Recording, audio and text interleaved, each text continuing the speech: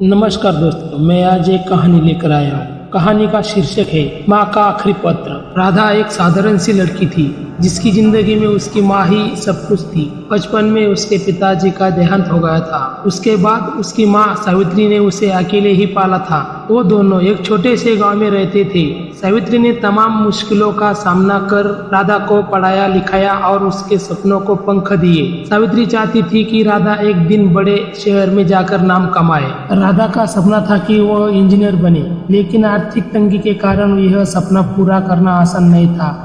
सावित्री दिन रात मेहनत करके थोड़ा थोड़ा पैसा जमा करती रही ताकि राधा की पढ़ाई में कोई कमी ना आए। माँ की मेहनत और अपने सपनों को पूरा करने के जज्बे ने राधा को मजबूत बना दिया। वह पढ़ाई में बहुत अच्छी थी, इसलिए उसे एक अच्छे कॉलेज में एडमिशन मिल गया। जब राधा का कॉलेज का एडमिशन पक्का हुआ तो सावित्री ने अपनी सारी जमा पूंजी राधा की पढ़ाई के लिए लगा दी। माँ की उम्मीदें और त्याग को देखकर राधा का हौसला और बढ़ गया। उसने ठान लिया कि वो अपनी माँ को कभी निराश नहीं करेगी। कुछ महीनों बाद राधा ने पढ़ाई के लिए बड़े शहर का रुख किया। सावित्री अकेली रह गई, लेकिन राधा की तरक्की ही उसकी खुशी थी। राधा शुरू में अपनी माँ को हर रोज फोन करती थी, लेकिन धीरे धीरे पढ़ाई का दबाव और शहर की जिंदगी ने उसे व्यस्त कर दिया। वह चाहकर भी अपनी माँ को रोज फोन नहीं कर पाती थी।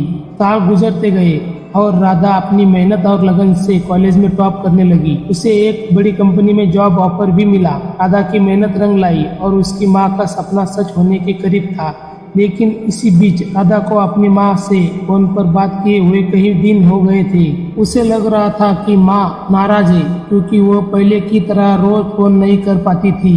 एक दिन राधा को अचानक गांव से खबर मिली कि उसकी माँ बीमार है।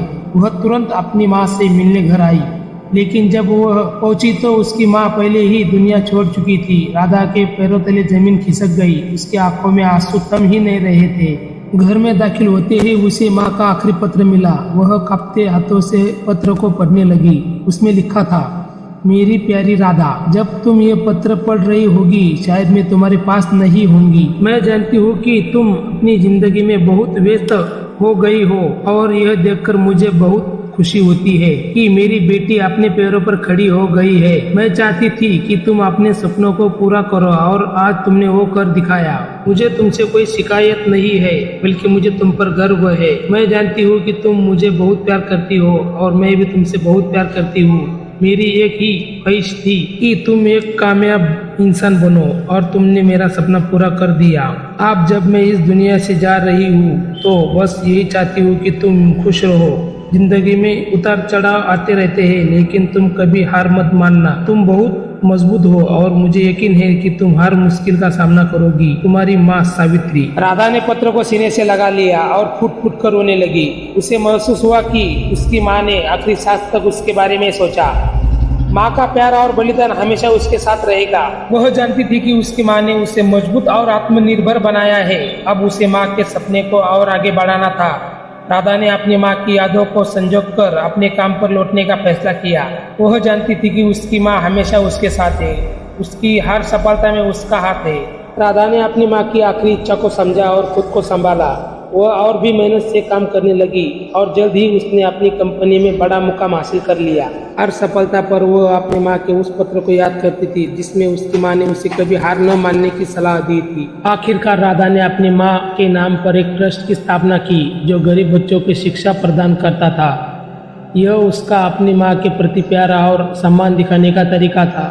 माँ की तरह अब राधा भी किसी की जिंदगी संवारने का काम कर रही थी। इस तरह राधा की जिंदगी ने एक नया मोड़ लिया। माँ का आखिरी पत्र उसकी जिंदगी का सबसे बड़ा सहारा बना और उसकी प्रेरणा स्रोत भी। माँ के बिना जीवन कठिन था, लेकिन राधा ने अपनी माँ के आशीर्वाद को हमेशा अपने साथ महसूस किया और जिंदगी की हर चुनौतियों का सामना किया। अंत में राधा के जीवन की यह इमोशनल यात्रा एक जीवनदायक सबक के साथ समाप्त होती है। प्यार और त्याग की यह कहानी हमें यह सिखाती है कि माँ का प्यार कभी खत्म नहीं होता। उसकी यादें और सीखें हमें हर कठिनाई में मार्गदर्शन करती रहती है। धन्यवाद दोस्तों। कहानी अच्छे लगे तो लाइक एंड सब्सक्राइब कर दें।